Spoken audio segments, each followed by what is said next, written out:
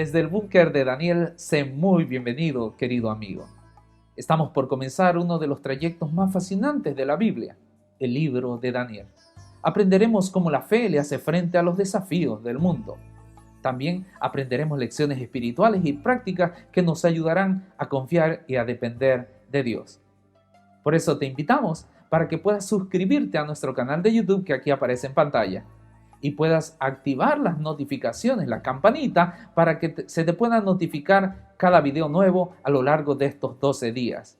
También puedas compartir estos videos en Facebook para que muchos puedan recibir la bendición. Pero sobre todo, querido amigo, si quieres compartir esta bendición a través de MP3 en un WhatsApp, envíanos un mensaje al WhatsApp que aparece en pantalla y así poder expandir el Evangelio eterno. Querido amigo, sé muy bienvenido desde el búnker de Daniel. Te invitamos para que comencemos este fascinante camino. Dios te bendiga.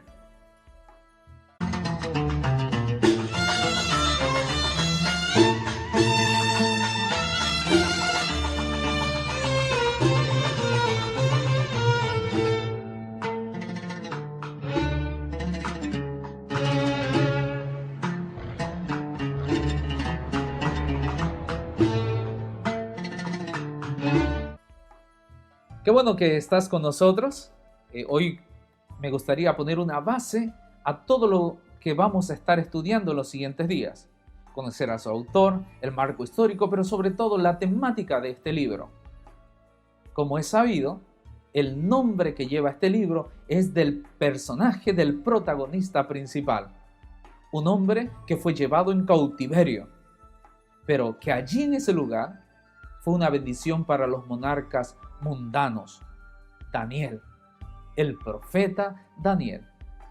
Queridos amigos, hay que conocer que Daniel fue llevado en cautiverio en el año 605, el primer cautiverio cuando reinaba sobre Judá Joacim.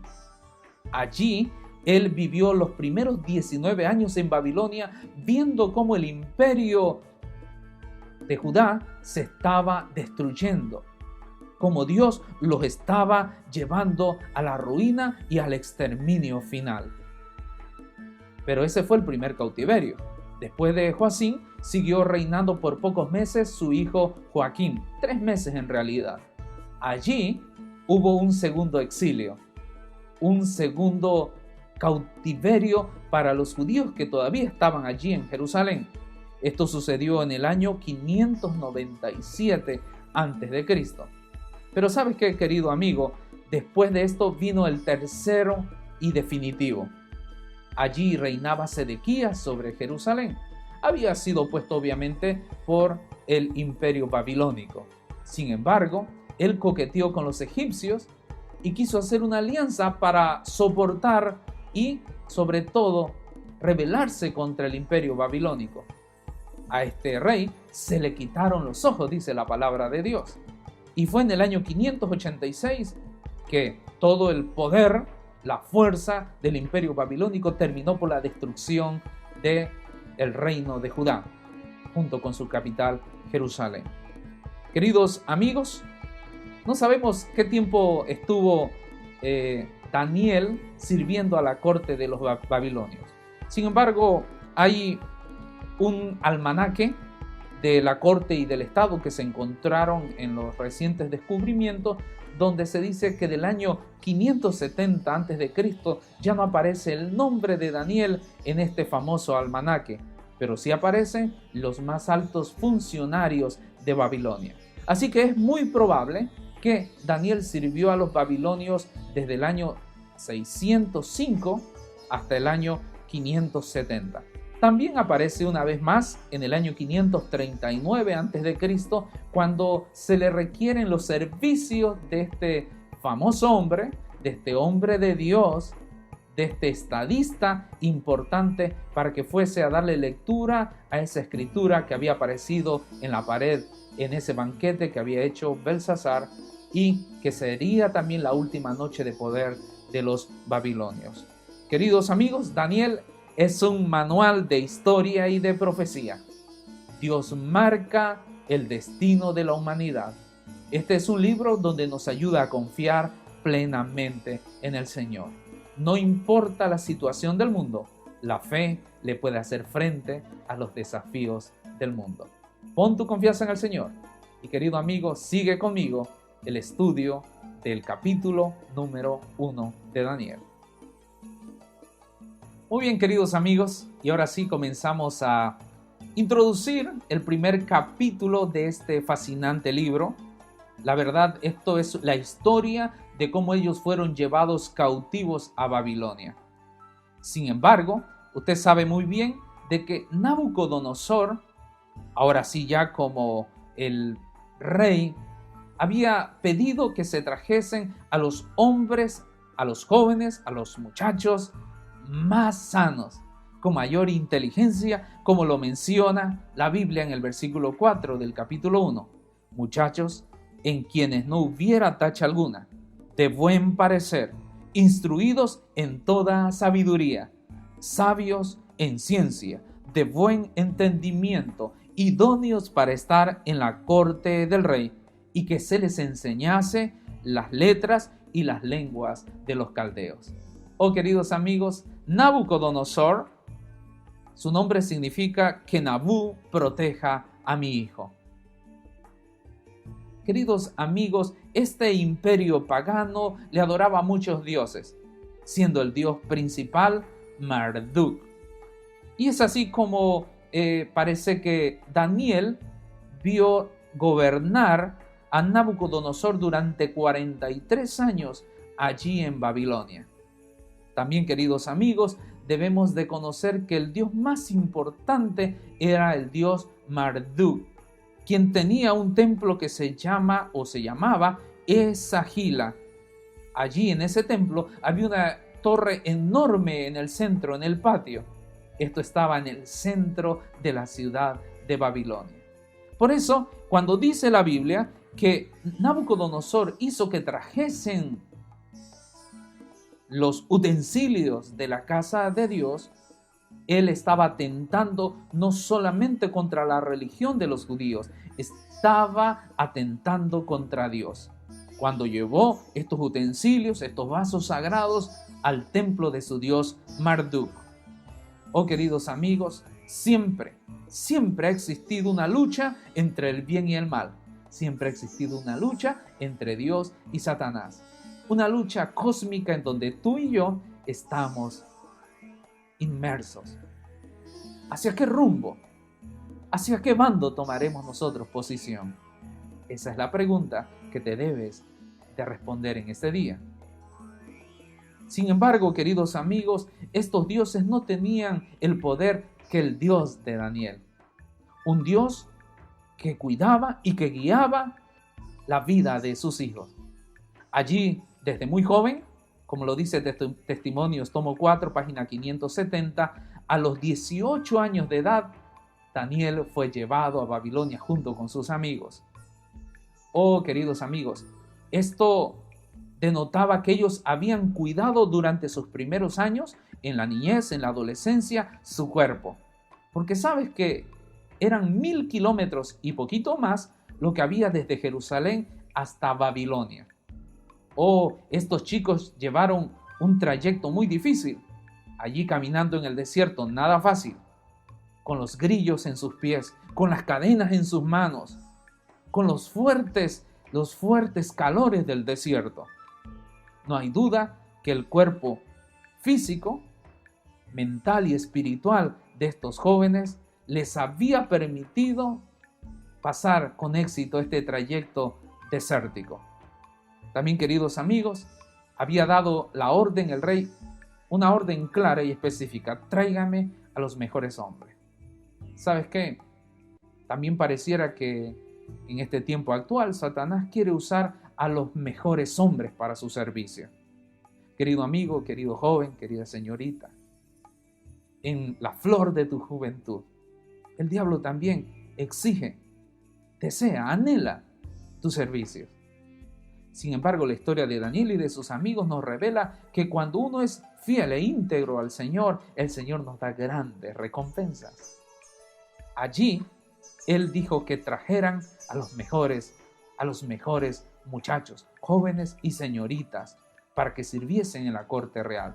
Esto era un hecho común, queridos amigos, porque hay muchos casos, por ejemplo, el caso de Tutmosis III en Egipto, allá en esa famosa guerra de Megido, cuando él atacó a los gobernantes asirios y palestinos y venció sobre ellos, dejó que estos gobernantes siguiesen allí como reyes de estos pueblos, pero les llevó a sus príncipes, uno por cada uno, para que así este hombre se asegurara la lealtad de ellos hacia su reino, hacia el imperio.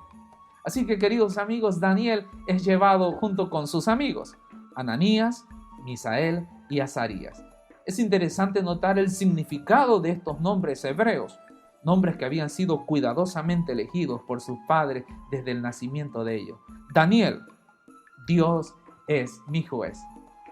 Pero no solamente Daniel, Ananías, Yahvé es misericordioso.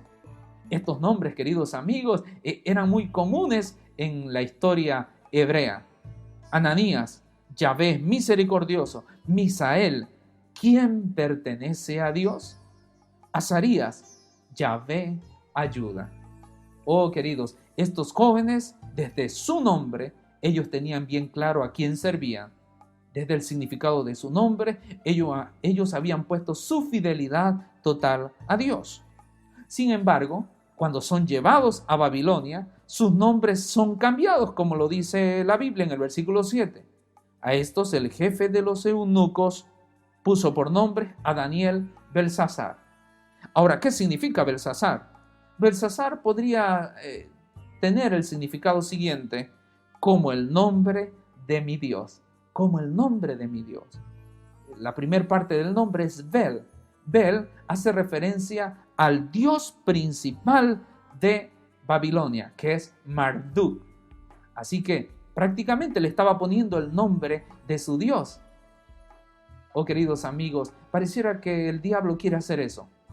Quiere dislocar, quiere trastornar no solamente nuestra integridad, nuestros principios fundamentales, de dónde venimos, nuestro origen, nuestra espiritualidad, y desea dirigirnos hacia otros pensamientos, hacia otras ideas, hacia otros conocimientos, hacia otras acciones, hacia otras creencias. Pero no solamente fue el caso de Daniel cambiando el nombre a Belsasar. También nosotros sabemos que el siguiente nombre dice: Ananías se le puso por nombre Sadrach. Oh, queridos amigos, Sadrach. Sadrach es un dios elamita que puede ser Shutruk. ¿Sabes qué? Este no es un nombre babilónico como el siguiente también, que es Mesac. Sadrach y Mesac no son nombres babilónicos y sus significados no está muy claro que digamos. Pero podríamos decir que eran deidades también paganas. Y el último, como dice el versículo 7, Azarías, su nombre le puso Abednego, el nombre babilónico. ¿Quién es Abednego, queridos amigos? Abednego significa siervo de Nabú, que era el dios babilónico, también uno de los dioses babilónicos. Así que, queridos amigos, desde el inicio estamos viendo cómo el rey le está queriendo cambiar su identidad, les está queriendo cambiar su origen, le está queriendo cambiar sus principios. Y esto es el mismo asunto, el mismo trama, el mismo plan que sigue Satanás hasta el día de hoy. Decide y desea cambiarnos nuestra identidad.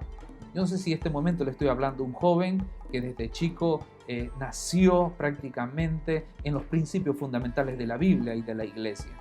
Conforme avanzaron los años, ha ido perdiendo esa identidad. Eso es lo que el diablo quiere hacer con tu vida. Sin embargo, querido amigo, hoy nosotros podemos encontrar que Dios quiere premiar a aquellos hijos fieles, como lo hizo Daniel.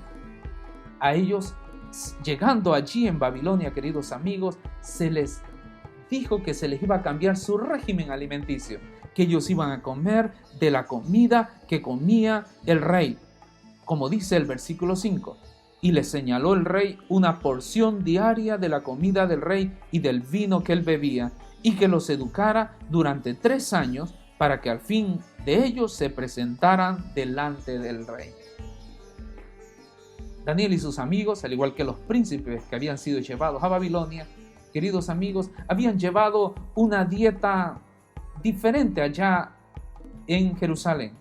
Una dieta sencilla a base de legumbres, de frutas, de semillas, de agua. Pero cuando llegan a este imperio babilónico, allí se encuentran que hay muchas cosas que no son benéficas para su salud. Oh, queridos amigos, había muchas razones por las cuales ellos iban a permanecer fieles a Dios no ingiriendo este tipo de alimentos. Número 1, porque estos alimentos estaban contrarios a la palabra de Dios. Alimentos inmundos que estaban contrarios a lo que ellos habían aprendido y que en la Biblia podemos encontrarlo en Levíticos capítulo 11. Animales que no deberían de comerse.